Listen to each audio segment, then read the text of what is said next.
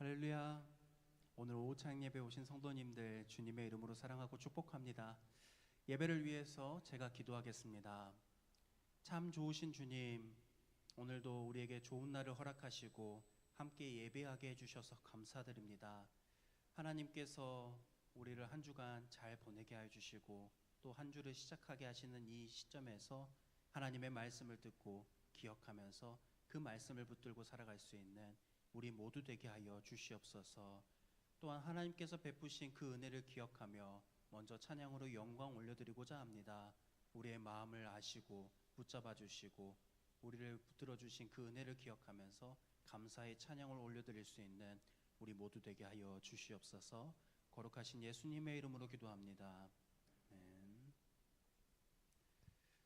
우리 정결한 마음 주시옵소서. 함께 찬양하겠습니다.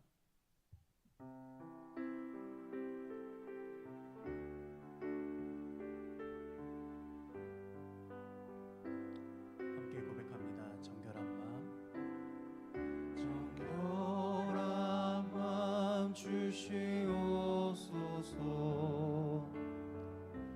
오 주님, 정직한 영을 새롭게 하소서. 우리 다시 한번 고백합니다. 정결한 마음 주시옵소서. 오 주님,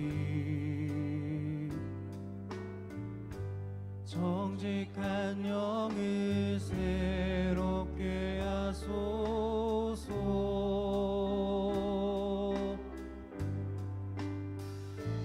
나를 주님 앞에서 멀리 하지 마시고 주의 성령을 거두지 마옵소서.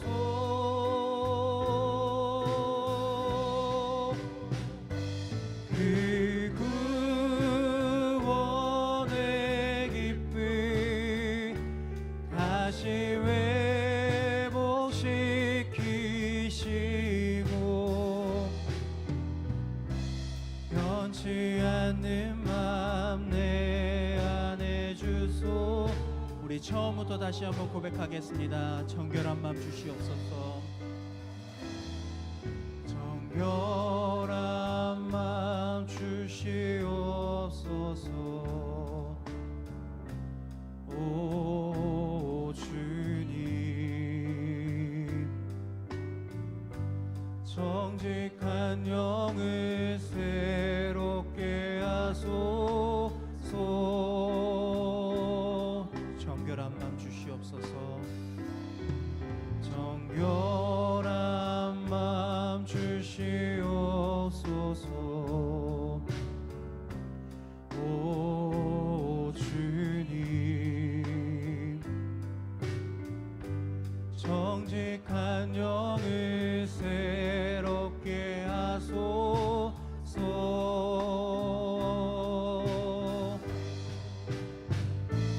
나를 주님 앞에서 멀리 하지 마시고 주의 성령을 거두지 마옵소서.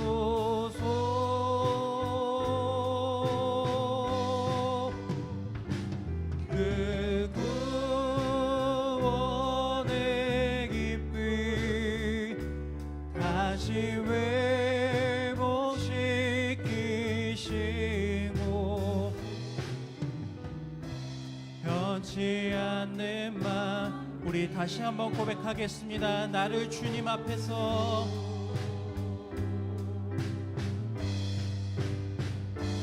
나를 주님 앞에서 멀리 하지 마시고 주의 성령을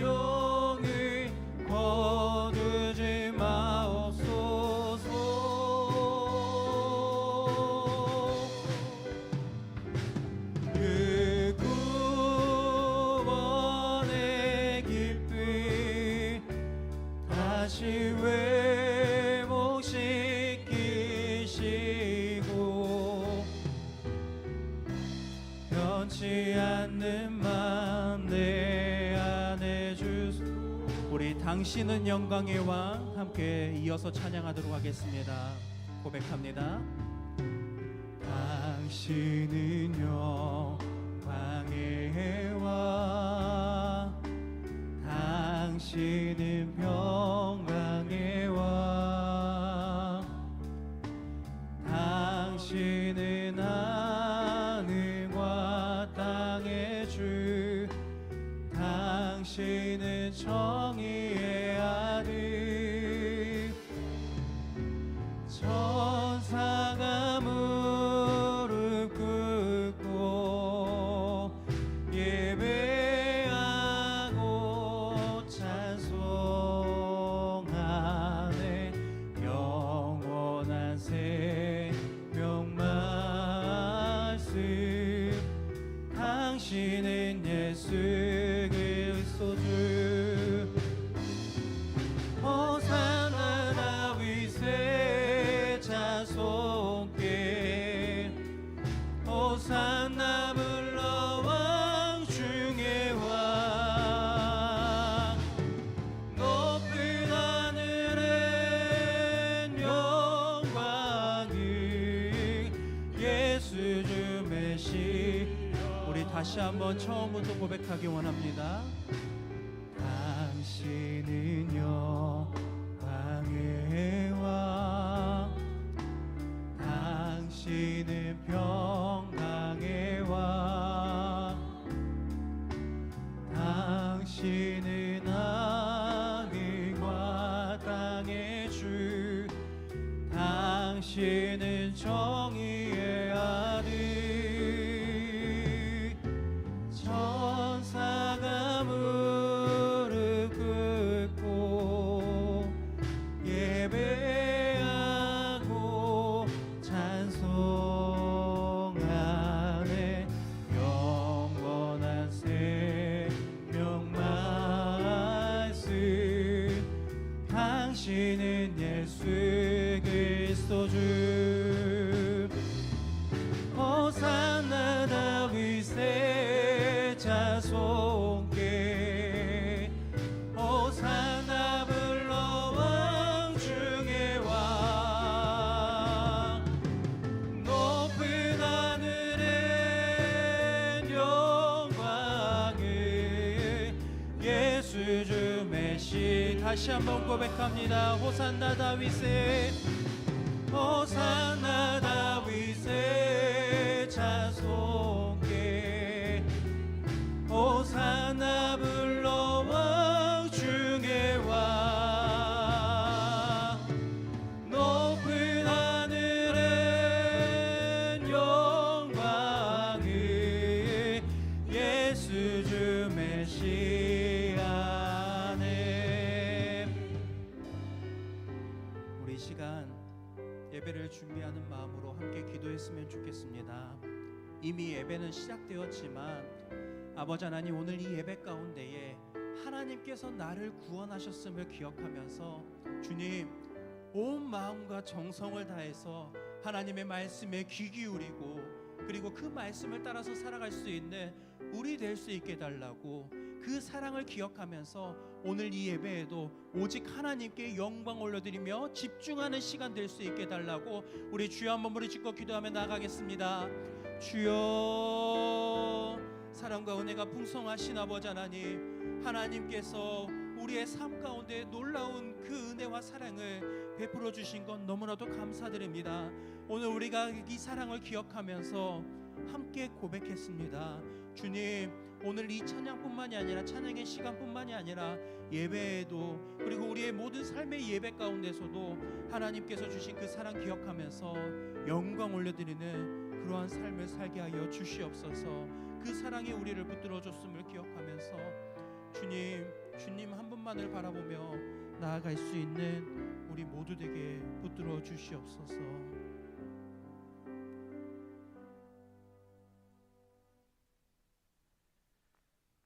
또 이르시되 너희는 온 천하에 다니며 만민에게 복음을 전파하라. 지극히 높으신 하나님 아버지, 거룩한 주일 아침부터 이 오후 시간까지 우리의 예배를 받아주시고 주님의 전에 모여 찬양과 기도로 영광 돌리게 하시니 감사를 드립니다. 온 성도가 드리는 찬양 속에 임하여 주시고 성령의 뜨거운 은혜로 우리 심령을 새로워지게 하여 주시옵소서. 하나님 아버지, 오늘 하루 예배의 자리에 있으면서도 여전히 우리 마음 한구석에 세상의 염려와 안일함이 남아 있었음을 고백합니다. 이 시간 예수 그리스도의 보혈로 우리의 죄와 허물을 깨끗이 씻어 주시고 오직 주님만을 바라보는 순전한 마음을 회복시켜 주시옵소서. 영적으로 무뎌진 심령들이 성령의 불길로 다시 타오르게 하시고 주님의 은혜 없이는 살 수 없음을 고백하는 복된 시간이 되게 하소서. 우리의 마음이 잘못된 땅이 되지 않기를 원합니다. 주님, 우리의 마음밭을 기경하여 주셔서 오직 착하고 좋은 마음으로 말씀을 받아 지키게 하시고 어떠한 환경 속에서도 인내함으로 100배의 결실을 맺는 신실한 주님의 제자들이 되게 하여 주사 복음을 자랑하고 복음으로 살아가는 성도가 되게 하여 주시옵소서. 우리 교회가 복음의 씨앗을 부지런히 뿌리는 사명을 다하게 하여 주시옵소서. 특별히 이번 주 청년부에서 강원도 영월 모운동에 위치한 옥광교회로 단기 선교를 갑니다. 먼저 우리 청년부를 사랑하셔서 청년들에게 하나님 나라의 거룩한 꿈을 품게 하시고 이 땅을 향한 주님의 마음을 품고 국내 단기 선교로 나아갈 수 있게 하신 주님의 은혜에 감사드립니다.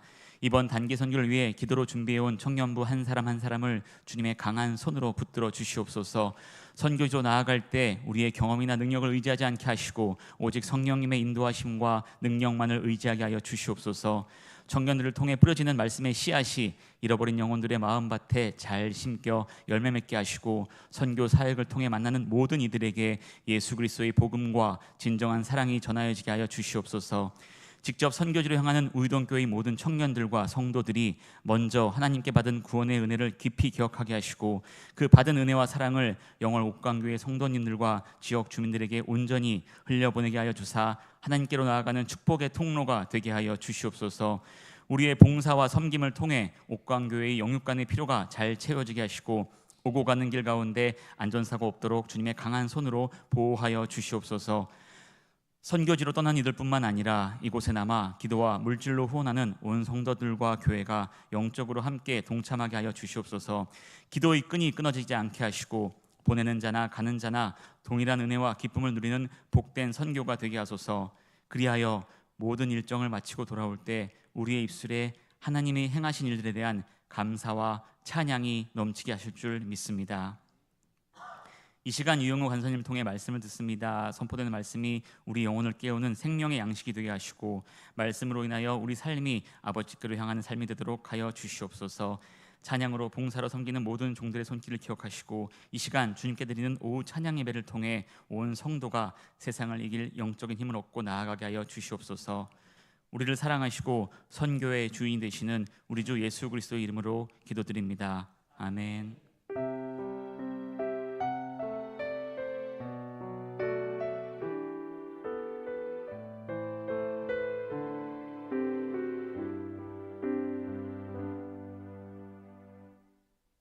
하나님의 말씀 누가복음 8장입니다.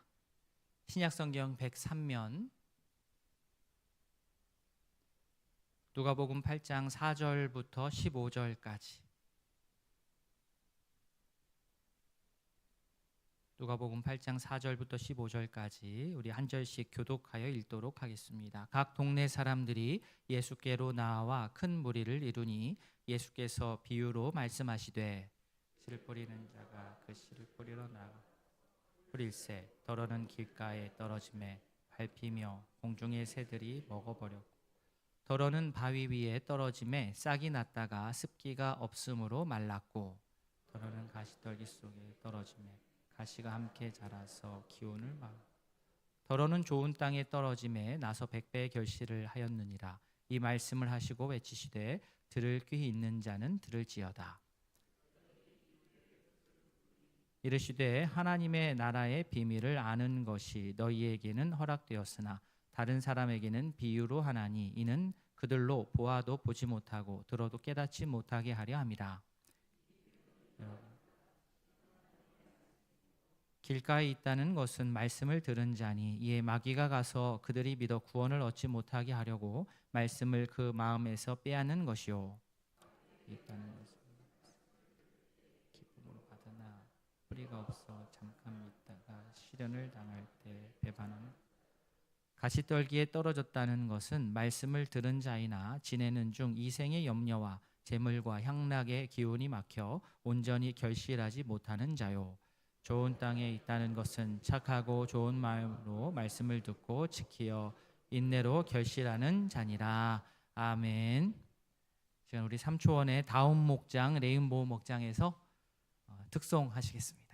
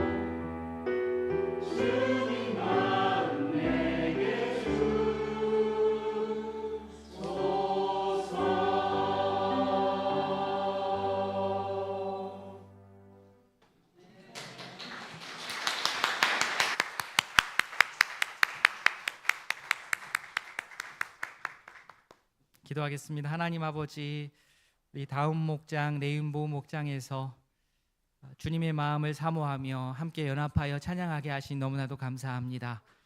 우리를 향하신 주님의 뜻이 이루어지기를 바라는 그러한 고백과 찬양이 그대로 이루어지기를 원합니다. 예수님의 마음을 우리 또한 품고 예수님의 눈으로 이 세상을 바라보며 그 사랑을 전파하는 데 우리 온 힘을 쓸 수 있도록 우리 모든 목장과 초원을 주님께서 붙들어 주시옵소서. 함께 고백한 이 찬양의 고백들이 평생의 우리의 고백이 되게 하시고, 특별히 다음 목장과 레인보우 목장을 통하여서 새로운 생명들이 잉태되고 정말 예수님을 알아가는 그 기쁨, 새로운 생명들이 이곳에서 새롭게 움틀 수 있도록 주께서 이 귀한 두 목장을 사용하여 주시옵소서.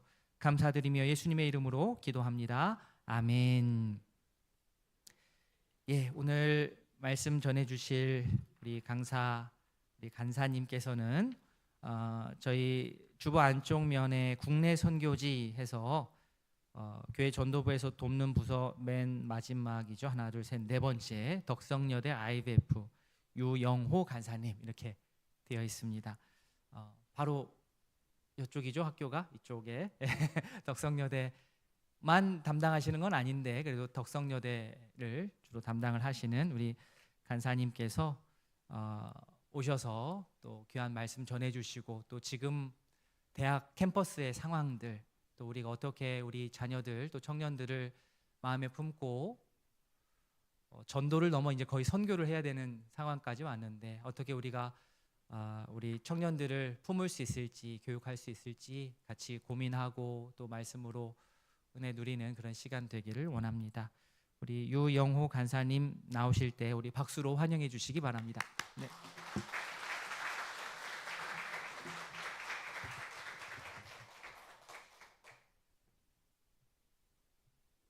네, 안녕하세요. 네, 저는 소개받은 대로 한국기독학생회라고 하는 IBF라는 캠퍼스 선교단체에서 간사로 섬기고 있는 유영호라고 합니다. 저는 북서울 지방에, 서울은 4개 지방으로 나눠져 있는데요. 북쪽에 있는 11개 학교를 통틀어서 북서울 지방이라고 하고 있고, 거기서 대표 간사와 또 덕성여대를 지금 담당하고 있습니다. 제가 매번 이제 주로 청년들을 대상으로 이제 사역을 하고, 또 제가 속해 있는 교회도 이제 30, 40대가 중심인 교회다 보니까 이렇게 저보다 어르신들이 많은 교회에 너무 오랜만에 설교를 해서요. 약간 긴장 상태에 있습니다. 그래서 손자가 잘 머리광 피운다 생각해 주시고 말씀을 잘 들어주시면 감사하겠습니다. 우리는 종종 내 상태에 대해서, 내 마음의 상태에 대해서 이제 말하곤 합니다. 제가 많이 만나게 되는 청년들도 이제 저에게 가장 많이 이야기하는 건 본인들의 마음의 상태거든요. 간사님, 마음이 너무 힘들어요. 어떤 일 때문에 마음이 너무 어려워요. 이런 이야기들을 많이 합니다. 요즘 내 마음이 어떤지, 좋다고 느끼는지, 아니면 어디가 무너져 있는지, 이런 식으로 자신의 마음에 대해서 우리는 이렇게 이야기를 하곤 하죠. 그러한 상태의 인식은 자연스럽게 하나님과의 관계에 대해 어떤 평가로 이어지곤 합니다. 나는 지금 하나님과 잘 지내고 있는가? 아니면 그렇지 않은가? 저희 청년들이 제일 많이 그래도 신경 쓰는 부분이거든요. 그러다 보니 내 마음의 흐름이 곧 신앙의 척도처럼 여겨지는 경우가 많습니다. 제가 이런 일 때문에 마음이 너무 힘들어서 요새 하나님과 관계가 좋지 않아요. 어르신들한테 이런 말이 어떻게 들릴지 잘 모르겠는데, 사실 청년들은 그러한게 자라왔고 또 그렇게 마음들을 살피는 일들을 해왔기 때문에 그들에게 있어서 하나님과의 관계에서도 이런 마음을 다루는 작업들이 가장 중요시 여겨지기도 합니다. 사실 내면의 목소리에 귀 기울이고 자신의 정서와 상태를 정직하게 이해하는 일은 저 역시도 중요하게 여기는 부분입니다. 왜냐하면 신앙과 인격의 성숙은 결국 내가 나를 얼마나 잘 알고 있는가, 이러한 자기 인식으로부터 시작된다고 믿기 때문입니다. 하지만 문제는 우리가 때때로 그 자기 상태에 너무 깊이 매여버린다는 것입니다. 마음을 들여본다라는 이름 아래 우리는 우리의 상태에 휘둘리고 그 상태를 삶의 결정 기준으로 삼기도 합니다. 청년들이 많이 하는 거거든요. 오늘 왜 예배 모임에 안 왔니? 마음이 안 좋아서요. 라고 하면 저는 더 이상 할 수 있는 말이 없는 이런 경우들입니다. 내 요즘 상태가 별로라서 마음이 힘들어서 그래서 그냥 그렇게 행동했다. 이런 식으로 말입니다. 그렇게 우리는 스스로의 약함이나 욕망에 끌려가는 선택을 정당화하곤 합니다. 심리학에서는 어떤 한 사람이 온전히 기능한다, 즉 그러니까 성숙한 사람에 대해서 이야기할 때 중요한 지표로 자기조절 능력을 이야기합니다. 그러니까 내가 얼마나 나를 잘 컨트롤할 수 있는가, 내가 얼마나 나를 잘 조절할 수 있는가가 그 사람의 얼마나 성숙한지를 이제 기준으로 본다라는 거죠. 이는 단지 감정을 잘 억제하거나 화를 잘 참거나 이렇게 조절하는 수준을 넘어서 내가 느끼는 감정, 그리고 내 생각, 그리고 내 행동 전체를 조율할 수 있는 그런 능력을 뜻합니다. 이 자기조절 능력은 단순히 지금 내 마음의 상태가 어떤가 요거에 따라 움직이는 것이 아니라 내 마음의 상태를 잘 인식하면서도 그것에 휘둘리지 않고 더 나은 방향으로 자신을 이끌 수 있는 힘을 말하는 거죠. 이것은 신앙생활에도 그대로 적용됩니다. 우리는 우리 마음의 상태를 잘 들여다봐야 하지만 동시에 그것에 모든 책임을 돌려서는 안 됩니다. 마음이 좋지 않다고 해서 행동까지 무너지는 것은 아니란 뜻입니다. 내 상태는 참고 자료이지 인생의 핑계가 되어서는 안 된다는 것입니다. 결국 중요한 것은 지금 내 마음이 어떤가 보다 지금 나는 그 마음을 어떻게 다루고 있는가에 달려 있습니다. 제가 청년들을 대하고 청년들과 만나는 데 있어서 어쩌면 가장 많이 이야기하고 가장 많이 씨름하는 부분들이 바로 이러한 부분들입니다. 오늘 본문은 우리가 아까 읽었던 본문은 우리가 너무나 잘 알고 있는 어쩌면 그 내용과 메시지까지도 너무나 익숙한 씨 뿌린 자의 비유입니다. 우리가 흔히 곧 네 가지 땅에 대한 이야기라고 말하기도 합니다. 말씀을 여러 번 들어본 우리에게는 어쩌면 이 말씀을 딱 듣자마자 각 땅의 상태에 대해 더 이상 새로울 것이 없다라고 느껴질 수도 있겠습니다. 저희가 너무 잘 아는 말씀이잖아요. 사실 제가 이 말씀을 정하고 저희 교회 이제 예전에 하셨던 설교들을 좀 살펴보다가 목사님이 올해 이 본문을 했다는 걸 깨달았습니다. 그래서 불사 어떻게 하지? 목사님 말씀의 정면 이렇게 아무튼 그래가지고 당황했는데 그만큼 사실 저희가 이 말씀을 되게 많이 들었고 듣자마자 이해가 바로 되고 또 어떻게 적용도 하고 이런 것들이 사실 내 머릿속 안에 자연스럽게 흘러가게 된다는 거죠. 지금 내 마음밭은 길가와 같을까? 아니면 돌밭과 같을까? 아니면 가시덤불에 둘러싸여져 있는 상태인가? 아니면 감사하게도 좋은 밭으로 유지되고 있는가? 우리는 그렇게 자신을 돌아보고 적용해 왔습니다. 그러나 제가 학생들과 많은 대화들을 나누고 또 저 자신의 마음들을 잘 이렇게 돌아보면서 이러한 적용이 나에게 무엇을 주고 있을까 이런 생각을 해봤던 적이 있습니다. 더 나아가서 발칙하게도 어떤 생각까지 했냐면 우리가 정말 우리의 마음밭의 상태를 스스로 조절할 수 있는 존재일까? 라는 생각도 해보게 되었습니다. 돌이켜보면 바위가 깔린 마음에서 가시가 무성한 마음으로 또는 좋은 땅으로 바꾸는 일이 우리의 노력만으로 가능한 일이 있었나? 라고 생각해 봤습니다. 만약 그 변화가 우리가 조작할 수 있는 게 아니라면 이 본문은 단지 좋은 마음을 가지라 그 교훈 이상의 것을 담고 있는 건 아닐까? 라는 생각을 해봤습니다. 그렇다면 이 본문을 우리는 어떻게 이해하면 좋을까요? 매번 내 마음이 가시덤불 같다라는 자책, 좋은 땅이 아니라는 무력감. 저도 학생들에게 이 본문으로 설교를 해봤지만 나눔시켰을 때 어느 곳에서도 제 마음은 좋은 땅이에요 라고 들었던 기억이 거의 없습니다. 항상 나한테 우리는 가시덤불, 길가 이런 것으로 우리의 마음들을 많이 적용해 보죠. 결국 그런 내 마음 상태를 핑계 삼아 내 신앙적 선택을 정당화하려는 유혹에 우리는 너무 쉽게 빠지지 않았을까요? 오늘 이 시간 우리는 익숙한 지식과 해석에서 조금 거리를 두고 예수님께서 이 이야기를 통해 정말로 무엇을 말씀하려고 하셨는지를 잘 살펴보려고 합니다.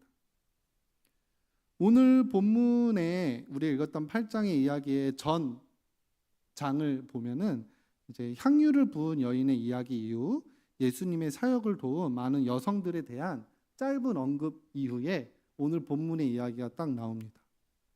누가복음을 살펴보면 오늘 본문을 시작으로 앞으로 계속 예수님이 비유로 이야기를 하시거든요.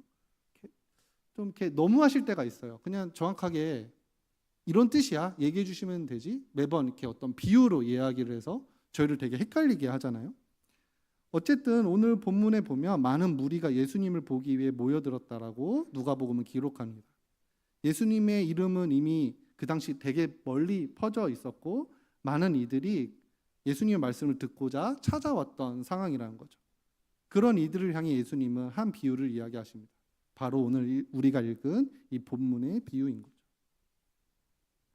이 비유를 어떻게 해석할 것인가는 우리가 어디에 시선을 두느냐에 따라 달라집니다. 우리는 흔히 이 네 종류의 땅을 아까도 얘기했지만 우리의 마음 상태에 대입해서 생각합니다. 길가 같은 마음, 돌밭 같은 마음, 가시덤불과 같은 마음, 혹은 좋은 땅과 같은 마음. 그러나 이 비유를 들었을 당시의 사람들, 예수님 시대에 이 비유를 들었을 사람들, 그 1세기 유대 사회의 어떤 농업 문화 속에 살았던 사람들에게는 예수님의 이 이야기가 전혀 다른 이야기로 들렸을 것입니다. 여기 있는 분들 중에도 혹시 이런 어떤 농사의 경험이 있으신 분들이 있을지도 모르겠는데요. 그 당시 예수님이 이 비유를 듣던 그곳에 있는 많은 사람들은 대부분 농사에 익숙하거나 최소한 간접 경험이 있는 이들이었을 가능성이 매우 높습니다. 그래서 그들은 자신을 우리들처럼 땅에 비유하기보다 씨를 뿌리는 농부에 대해서 더 생각했을 가능성이 높습니다. 왜냐하면 자기들도 그렇게 농사를 지었으니까요. 재미있는 점은 마태복음에서도 이 본문을 동일하게 이야기하는데 여기에선 이 비유를 예수님이 해석해 주실 때 뭐라고 이야기하시냐면 씨 뿌리는 자의 비유는 이러하다라고 말씀하신다는 것입니다. 즉 비유의 출발점이 땅이 아니라 씨를 뿌리는 자, 농부에게 있다는 점을 강조하고 있습니다. 우리는 너무 자연스럽게 땅의 상태에 우리 자신을 대입해 본 경향이 있지만 어쩌면 이 비유는 그것만으로 다 해석되지 않을 수 있다라는 거죠. 씨를 뿌리는 사람에게 우리를 대입해 본다면 이 비유는 전혀 다른 메시지를 우리에게 전달합니다. 예수님이 말씀하신 이 비유는 단지 우리 마음 상태에 대한 진단을 넘어서 말씀을 뿌리는 분의 시선과 목적 그리고 그분의 신뢰에 관한 이야기일지 모르겠습니다. 사람들은 예수님의 비유를 들었지만 그들의 마음을 한번 상상해 보면 대부분 고개를 갸우뚱했을 가능성이 높습니다. 왜냐하면 이 이야기가 그들에게 낯선 이야기가 아니기 때문에 그렇습니다. 씨를 뿌리는 어떤 장면, 또 다양한 땅의 상태, 그리고 그에 따른 결과는 그 시대를 살아가던 누구에게나 익숙한 삶의 장면이었습니다. 농사는 그들의 일상이었고 땅이 씨를 어떻게 받아들이는지에 대해서는 아이들도 알고 있을 만큼 흔한 이야기였다는 거죠. 그러니 그들은 속으로 이렇게 생각했을지도 모릅니다. 예수님 앞이니까 티는 내지 못하잖아요. 하지만 속으로 그래서 어쩌라는 거죠? 그래서 무슨 말씀인 거죠? 1 더하기 1은 2가 아닌가요? 뭐 이런 식의 느낌에 왜 이렇게 당연한 말씀을 하시지? 라는 생각을 했을 가능성이 높습니다. 아무리 예수님의 입을 통해 나온 말이라고 해도 평범한 이야기는 평범한 이야기로 들릴 수밖에 없다라는 거죠. 비유는 그런 겁니다. 일상 속 장면을 통해 진리를 은밀히 숨기고 듣는 이가 스스로 깨닫고 반응하도록 초대하는 방식입니다. 예수님은 의도적으로 그 평범함 속에 중대한 메시지를 감추셨습니다. 그래서 예수님은 오늘 본문의 마지막에 이렇게 말씀하시는 거죠. 들을 귀 있는 자는 들으라. 이 말은 단순한 권유나 격려가 아닙니다. 이 이야기 안에 무언가 있다라는 신호이자 일종의 경고이기도 한 거죠. 평범한 이야기 속에 감추어진 하나님의 나라에 관한 비밀이 숨겨져 있다라는 선언입니다.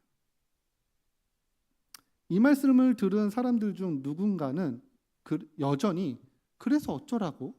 라는 반응을 했을 것입니다. 그러나 이야기를 들었던 제자들은 달랐습니다. 그들은 예수님께 다가와 비유의 의미를 묻습니다.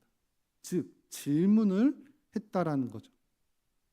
더 알고 싶어 한다라는 태도를 가졌다는 것입니다.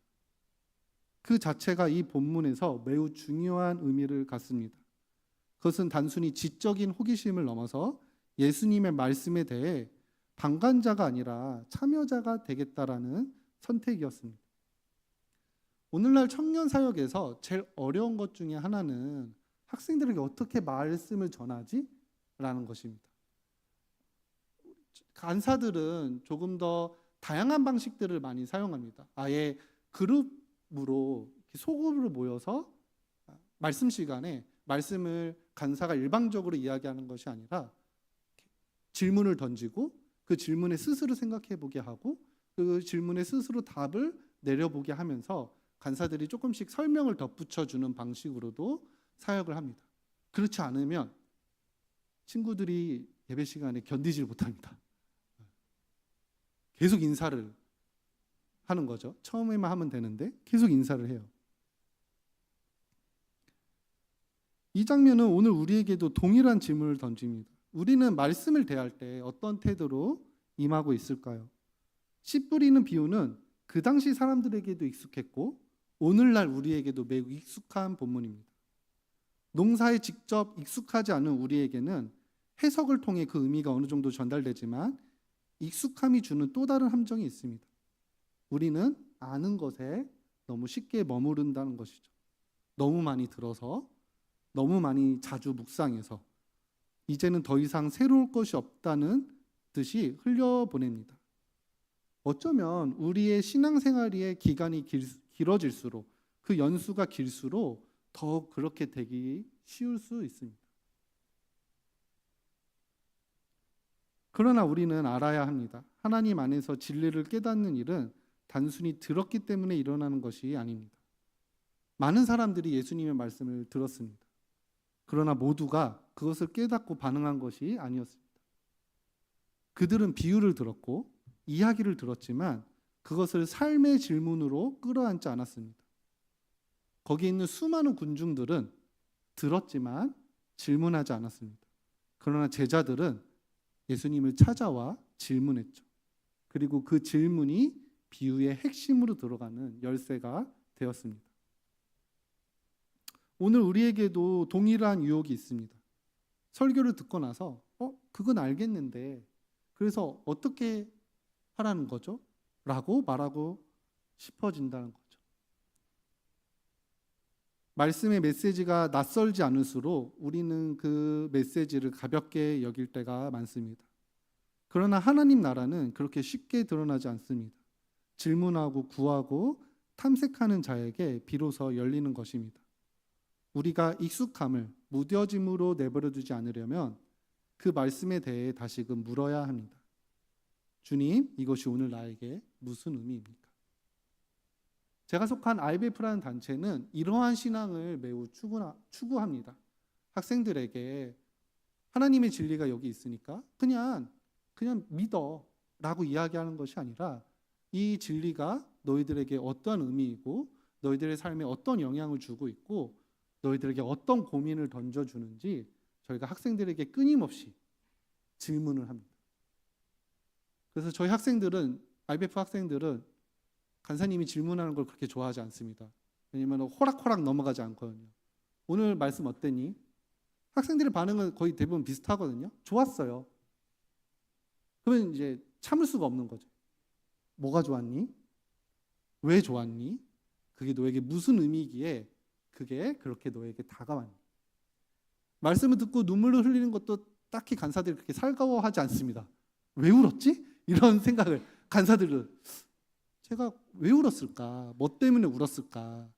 이런 질문하는 신앙, 또 고민하는 신앙이 저희 RBF가 추구하는 신앙이고, 어쩌면 수많은 영상 매체와 도파민에 쩔어 있는 우리 학생들에게 그들이 정말로 하나님을 진실로 만나게 하는 좋은 도구라고 믿고 사역하고 있습니다.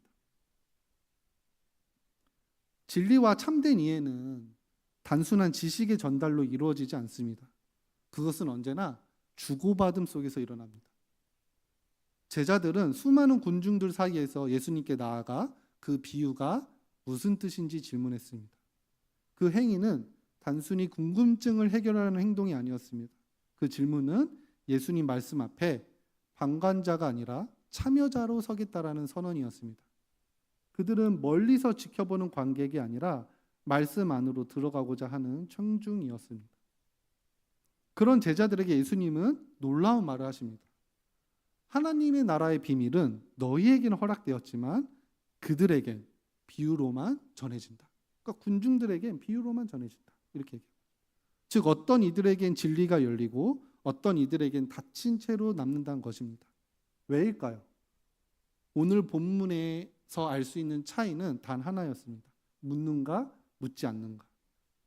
듣고도 스쳐 지나가는 이들과 듣고 나서 그들이 무엇을 의미하는지 진심으로 궁금해하며 나아오는 이들 사이에는 분명한 간극이 존재합니다.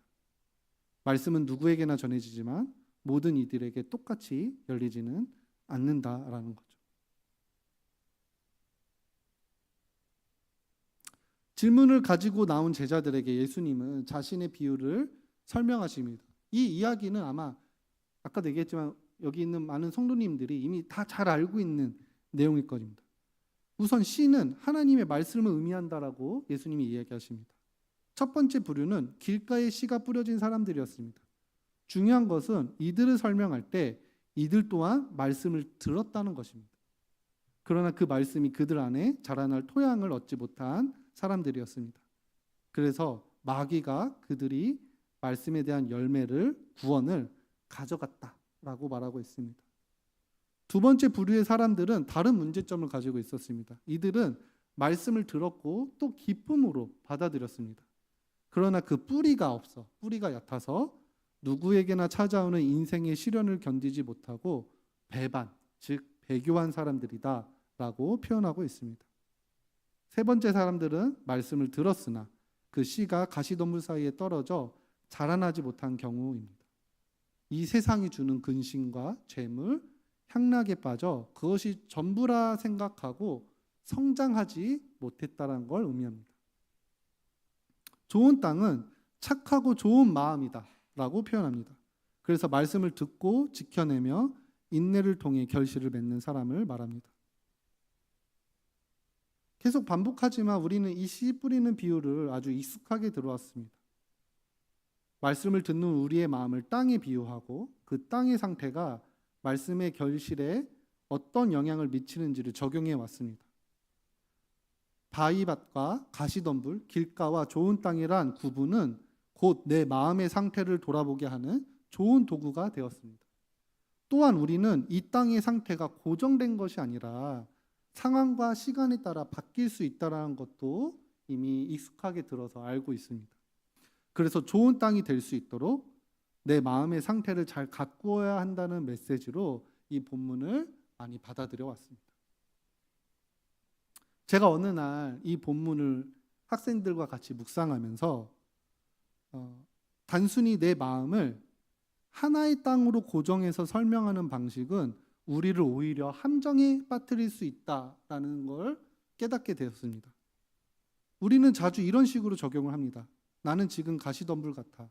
나는 바위밭이야. 제가 아까도 얘기했지만 학생들에게 이 나눔을 시켰을 때 정말 어떤 친구도 선생님 제가 요즘에 마음밭이 좋은 땅입니다. 저에게 뭐든 시켜주세요. 그런 얘가 거의 한 명도 없었습니다. 정말로. 오랜 시간 간사를 했지만 거의 없었어요.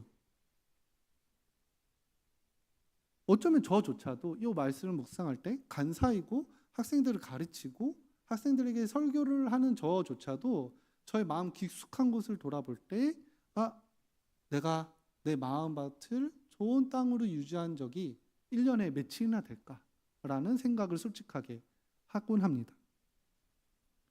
어느 날 제가 이 말씀을 묵상하다 언제나처럼 죄책감에 빠지기 전에 다른 깨달음이 있었습니다. 그런데 정말 우리의 마음은 그렇게 단일한 상태로 고정되어 있을까? 정말 그럴까? 오히려 우리의 마음은 훨씬 더 복잡하고 다층적이며 양가적인 모습을 가진다는 걸 생각해 보게 되었습니다. 즉, 제 마음 안에는 길가도 있고 바위밭도 있고 가시덤불도 있고 동시에 좋은 땅도 있다라는 거죠.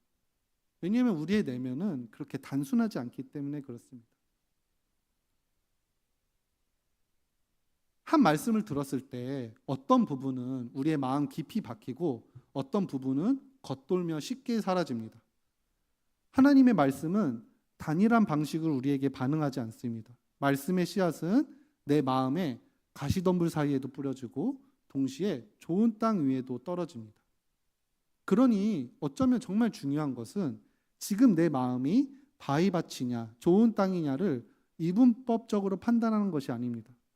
내 안에 뿌려진 수많은 말씀의 씨앗 중 가운데 어떤 씨앗이 어디에 떨어졌고 무엇이 자라나고 있는지를 구체적이고 세밀하게 살펴보는 태도가 더 필요하다라는 거죠. 어떤 말씀은 들을 때마다 마음을 거북하게 만들고 자꾸 거절하게 만듭니다. 그건 아마도 그 말씀이 바위나 가시덤불 사이에 떨어졌기 때문일지도 모릅니다. 또 반대로 어떤 말씀은 마음 깊이 와닿고 자주 떠오르며 삶을 움직이게 만듭니다. 그것은 아마도 그 말씀이 내 마음의 좋은 땅에 떨어졌기 때문일 것입니다. 우리는 이런 구체적인 자각을 통해 내 마음의 전체를 하나의 상태로 단정하는 착각에 벗어나야 합니다. 오히려 그 다양성과 혼재되어 있는 상태를 인식하고 그것을 구분하고 이해하는 것이 더 진실한 묵상이자 회개일 수 있을 거라 생각됩니다. 그것이 바로 제자들이 예수님께 질문하며 보였던 태도와 닮아 있습니다. 또 하나 흥미로운 점은 오늘 본문에 씨를 뿌리는 자의 태도입니다. 비유 속 씨 뿌리는 이는 자신이 뿌리는 씨앗이 어디에 떨어질지를 크게 개의치 않는 것처럼 보입니다. 그는 그저 씨를 마구 뿌립니다. 어떤 면에서 너무 무심해 보일 정도로 뿌립니다. 바위밭이든 가시덤불이든 상관하지 않습니다. 그는 씨를 가려서 뿌리지 않고 좋은 땅만 골라내려 애쓰지도 않습니다. 만약에 저였다면 저는 되게 소심한 편이거든요. 가시덤불에 떨어졌으면 조용히 가서 그것을 다시 주워서 좋은 밭에 뿌릴 텐데 오늘 본문에 씨 뿌리는 농부는 그런 걸 생각하지 않고 씨를 계속 마구마구 뿌린다는 거죠. 심지어 뿌려진 씨가 어떻게 되는지 이후에 가꾸는 모습도 등장하지 않습니다. 농부의 임무는 그저 뿌리는 것이었습니다. 그렇다면 이 비유에서 진짜 중요한 역할은 어디에 있을까요?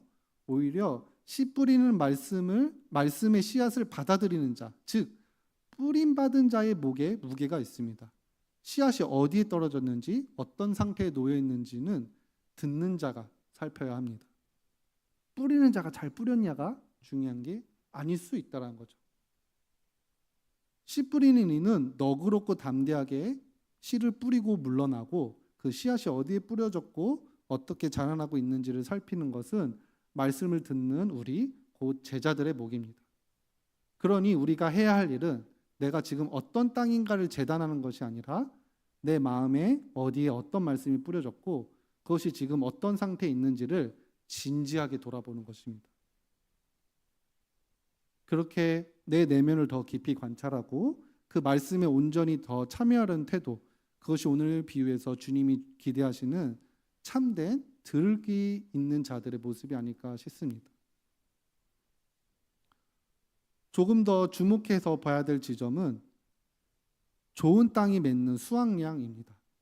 예수님께서 말씀하신 100배의 결실은 단순히 많다는 의미를 넘어서서 당시 사람들의 상식을 완전히 뛰어넘는 수치였습니다. 팔레스타인 지역에서 농사를 지어 풍년이 들었을 때조차 수확은 보통 씨앗 대비 10배 정도라고 이야기를 합니다.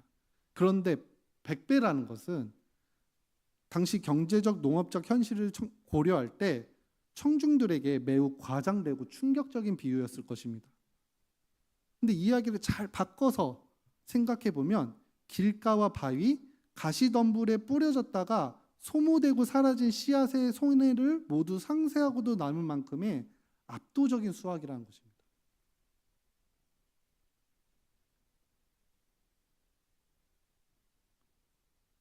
우리는 이 비유를 묵상할 때 마음밭의 상태에 집중한다고 이야기했습니다. 길가인지 바위인지 가시덤불인지 아니면 좋은 땅인지. 우리는 계속해서 내 마음의 상태를 파악하고 점검하며 어떻게든 좋은 땅으로 바꿔보려 애쓰는 것은 그 자체는 절대 잘못된 접근이 아닙니다. 하지만 오늘 비유를 찬찬히 묵상하다 보면 이 본문이 주는 또 다른 메시지가 있습니다. 그것은 좋은 땅에 단 한 번 제대로 뿌려진 씨앗은 모든 다른 땅의 소모를 압도할 만큼의 열매를 맺는다는 사실입니다. 이는 매우 중요한 통찰입니다. 우리 마음 전체를 좋은 땅으로 바꾸기 위해 안간 힘을 쓰는 것보다 이미 내 안에 심겨진 한 알의 좋은 씨앗을 어떻게 돌보고 자라게 할지를 더 신중하게 살펴야 한다는 것입니다. 앞서 말했듯 우리의 마음은 단일한 상태로 고정되어 있는 게 아니라 복잡하기 때문에 그렇습니다. 제가 학생들을 만날 때도 마찬가지입니다. 학생들을 잘 보면 이 시대가 요구하는 너무나 많은 무게 때문에 제가 공사학번인데 제가 학교 다닐 때는 학교에서 그렇게 저에게 많은 걸 요구하진 않았거든요. 근데 요즘 친구들은, 요즘 학생들은 학교에서 너무나 많은 걸 요구하기 때문에 그 친구들이 마음을 전체를 좋은 밭으로 바꾼다는 건 참 어려운 일입니다. 그러나 학생들을 생각했을 때 저 친구가 왜 저렇게까지밖에 못하지? 왜 이렇게 불성실하지? 라는 마음이 들었다가도 그들 마음 안에 있는 아주 작은 좋은 밭들을 발견하게 됩니다. 그리고 하나님이 그 좋은 밭에 아주 적은 씨앗이라도 뿌려주셨구나라는 걸 저희 학생들을 보면서 깨닫게 됩니다. 어쩌면 손잡버리고 또 자녀버린 청년들을 우리 성도님들이 보실 때 조금 답답한 마음이 들거나 안타까운 마음이 들 수 있겠다는 생각이 듭니다. 왜냐하면 그들의 마음이 너무 가시밭 같고 또 돌밭 같고 길가처럼 보이기 때문일 수도 있을 거라 생각이 듭니다. 그러나 그 친구들을 자세히 잘 들여다보고 또 잘 묵상해 보면 그들의 마음에도 하나님이 주신 좋은 밭이 있다는 걸 발견하게 됩니다. 저는 캠퍼스에서 자기 마음에 좋은 밭이 있다라고 깨닫지 못하는 학생들을 만나며 자기 마음이 늘 가시밭 같고 돌밭 같고 길가와 같다고 여기는 학생들을 만나며 아니야, 너의 마음에도 하나님이 주신 아주 작지만 좋은 밭이 있단다. 그리고 거기에 뿌려진 하나의 씨앗은 다른 밭에 뿌려져서 소모돼 버리고 마치 사라져 버린 것 같은 그 모든 씨앗의 소모를 뛰어넘어 100배의 결실을 맺는 그런 좋은 밭이 너의 마음에도 있다라는 걸 알려주기 위해서 여전히 캠퍼스에 있고 캠퍼스에서 학생들을 만납니다. 점점 힘듭니다. 대학생 인구수가 점점 줄어들고 있고요. 이런 성도님들 앞에서 할 말은 아니지만 저도 나이를 점점 먹어가고 있고요. 2번의 띠동갑 이상의 나이 차이 나는 친구들을 만나서 빠른 시간 안에 빠른 것들을 해야 될 때 저도 한계를 많이 느끼곤 합니다. 그러나 친구들 안에 있는 좋은 밭들을 볼 때 내가 여전히 캠퍼스에 부름받았구나, 내 역할이 있구나라는 걸 깨닫고 됩니다. 우리 청년들을 만날 때 그 마음에 이미 자라고 있는 말씀의 씨앗들을 우리 어른들께서 잘 찾아주시면 감사하겠습니다. 그 씨앗은 나머지 새 땅에 뿌려진 수많은 씨보다 더 큰 열매를 맺게 될 것입니다. 우리의 변화는 언제나 결핍의 매움을 통해서가 아니라 생명의 자람을 통해서 일어납니다. 우리는 이 압도적이고 상식을 뛰어넘는 수학이 땅의 상태에 달려있다는 것이 아니라는 걸 다시금 확인하게 됩니다. 열매를 맺게 하는 결정적인 요인은 땅이 아니라 씨앗 자체가 가진 잠재력입니다. 다시 말해 우리의 마음밭을 아무리 갈고 닦는다 해도 결국 열매를 맺게 하는 힘은 하나님의 말씀, 그 말씀 안에 내재된 생명의 능력에서 나온다는 것입니다. 땅은 그저 씨앗이 머무는 자리일 뿐이고 진짜 생명을 품고 있는 건 씨앗입니다. 그러니 우리가 결실을 맺는다는 건 결국 말씀이 가진 힘, 그리고 그것을 기꺼이 우리 삶에 심으려는 하나님의 손길, 곧 농부의 은혜로 이루어지는 일입니다. 말씀을 마무리하려고 합니다. 우리 마음의 중심이 과연 언제 완전한 좋은 땅이 될 수 있을까요? 저보다 더 오래 사신 성도님들한테 물어봐도 대답은 비슷하지 않을까라는 생각을 합니다. 현실적으로 너무 쉽지가 않습니다. 왜냐하면 우리는 이 죄된 세상에서 끊임없이 유혹받고 끊임없이 공격당하기 때문에 그렇습니다. 우리의 마음은 연약하고 유동적입니다. 오늘의 다짐과 결단으로 충만할지라도 내일은 흔들리고 무너질 수 있습니다. 설사 잠시 좋은 땅이 되었다 해도 그 상태를 끝까지 유지하는 것은 결코 쉽지 않습니다. 그런데도 예수님은 이렇게 말씀하십니다. 우리의 마음 전체가 좋은 땅일 필요는 없다고. 중요한 건 좋은 땅이 우리 마음 안에 존재하기만 하면 된다라고 말씀하십니다. 중심이 아니어도 일부분이어도 그것이 저쪽 구석에 우리 마음 구석에 있을지라도 그 안에 심겨진 씨앗이 설사 단 하나여도 괜찮습니다. 그것이 전체 마음의 10분의 1밖에 되지 않는다 해도 거기서 맺히는 열매는 나머지 90%의 메마름과 소모를 단숨에 이길 만큼 충분한 것입니다. 캠퍼스 사역이 점점 줄어들고 있습니다. 저는 덕성여대도 이제 담당하고 있는데요. 덕성여대에 활동하는 IBF 인원이 3명 이하입니다.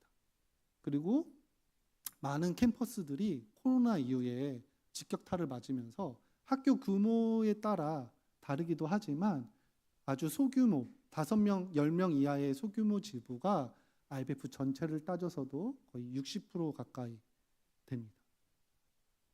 되게 메마른 땅이고 길가 같고 돌밭같이 보이는 캠퍼스의 현장입니다.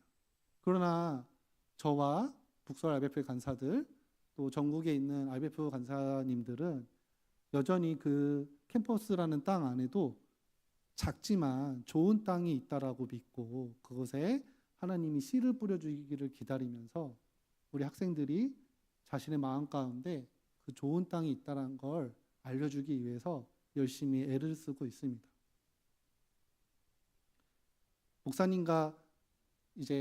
목사님이 저에게 먼저 연락을 주셔서 북서울 대표 간사 만나보고 싶다 이렇게 얘기를 주셔서 먼저 저희 사역에 대해서 들어주시고 또 이렇게 후원도 해주시고 또 제가 이렇게 와서 이렇게 라이센스도 없는 제가 이렇게 와서 이렇게 성도님들 앞에서 설교할 수 있게 기회를 주신 것이 너무나 감사하고 또 의동교회가 저희 북설 IBF와 동역하는 관계라는 걸 깨닫게 됩니다.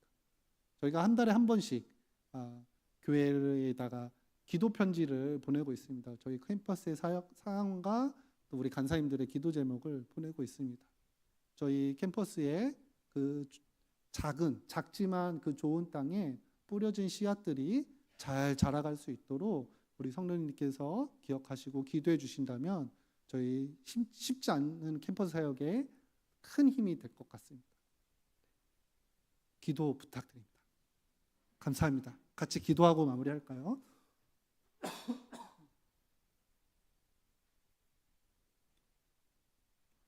한 가지만 같이 기도했으면 좋겠습니다. 저희 우이동교회 성도님들 마음과 저희 북서울 IBF 또 가까이 있는 덕성여대 친구들의 마음을 위해서 기도해 주셨으면 좋겠습니다. 저희의 마음밭을 온전한 좋은 밭으로 바꾸는 건 너무나 어려운 일입니다. 그러나 하나님은 오늘 본문을 통해서 우리에게 이미 너희 안에 좋은 밭이 있고 그것이 작아도 상관없다라고 이야기해 주십니다. 왜냐하면 그곳에 뿌려진 단 하나의 씨앗이 나머지에 뿌려져 소모된 그 모든 씨앗의 산출보다 더 많기 때문이라고 이야기해 주십니다. 그것이 하나님의 은혜입니다. 상황이 잘 보이지 않는 캠퍼스 상황에서 또 젊은 청년들, 갈 곳을 몰라 방황하고 어려워하는 우리 젊은 청년들을, 또 아시는 젊은 청년들을 우리 성령님들 마음속에 떠올려 주십시오. 그리고 그 친구들이 마음에 좋은 밭을 발견할 수 있도록 그 안에 하나님이 이미 심겨주신 그 씨앗을 잘 가꾸어갈 수 있도록, 또 여기 있는 우리 성도님들 마음에도 그런 일들이 일어날 수 있도록 우리 그것을 위해서 한 번만 같이 기도하도록 하겠습니다. 기도하겠습니다. 사랑 하나님, 감사합니다. 하나님, 오늘 이렇게 이곳에 와서 유동교회 성도님들을 향해 설교할 수 있고 말씀을 전할 수 있게 해주시니 감사합니다. 하나님, 우리 청년들을 기억하여 주시고 우리 유동교회 성도님들을 기억하여 주시옵소서. 하나님, 우리 안에 이미 좋은 땅을 주셨음을 우리가 기억하며 그것에 심겨진 씨앗들을 발견할 수 있게 도와주시고 그것들을 잘 가꾸며 하나님 앞에 나아가는 자들이 되게 하여 주시옵소서. 백배의 소실을 경험하는 하나님 그 은혜가 우리 교회와 또 우리 부설 IBF에 있도록 하나님 우리와 함께하여 주시옵소서. 주님, 그런 은혜를 허락하여 주시옵소서. 주님, 도와주시옵소서.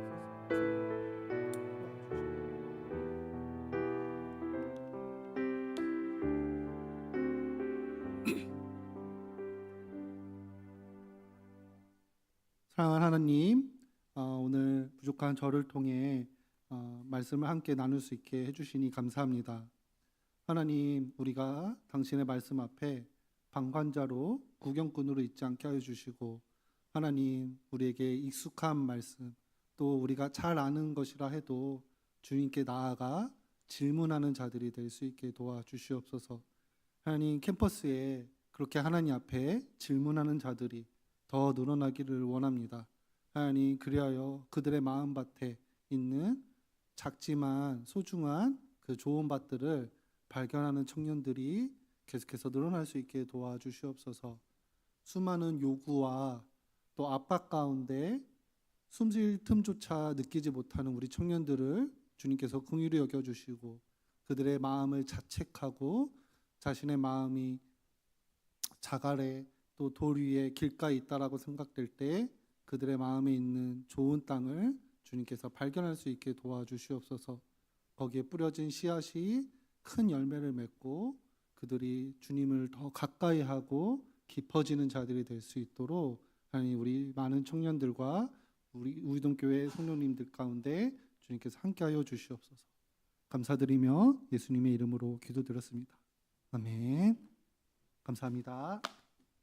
네, 축도하겠습니다.